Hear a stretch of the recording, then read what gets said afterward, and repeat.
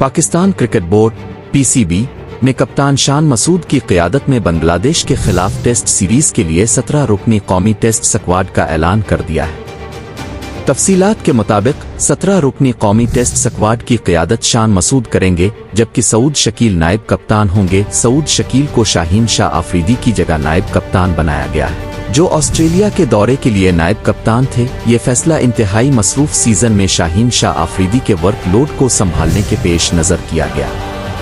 पाकिस्तान और बांग्लादेश के दरमियान पहला टेस्ट मैच 21 से 25 अगस्त तक रावलपिंडी में खेला जाएगा, जबकि दूसरा टेस्ट कराची में 30 अगस्त से 3 सितंबर तक होगा। पाकिस्तान टीम को 21 अगस्त 2024 से आइंदा साल 5 अप्रैल 2025 तक 9 टेस्ट और 14 T20 खेलने हैं।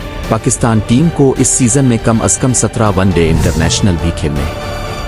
जेसन गिलेस्पी की रीड बॉल हेड कोच की हैसियत से पहली टेस्ट सीरीज होगी। डोमेस्टिक क्रिकेट और पाकिस्तान शाहींस की तरफ से उम्दा कारकर्दगी दिखाने वाले मोहम्मद हुरैरा, कामरान गुलाम और मोहम्मद अली स्क्वाड में शामिल हैं।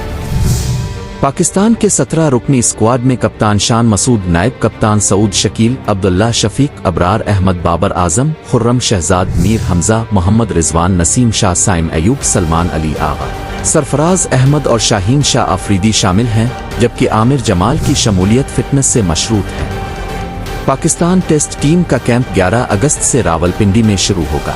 सीरीज में शिरकत के लिए बांग्लादेश टेस्ट टीम 17 अगस्त को इस्लामाबाद पहुंचेगी। बांग्लादेश ए के खिलाफ पहले 4 रोजा मैच के लिए पाकिस्तान शाहींस का भी ऐलान कर दिया गया। बांग्लादेश ए के खिलाफ पहले 4 रोजा मैच के लिए सऊद शकील को कप्तान मुकर्रर किया गया है।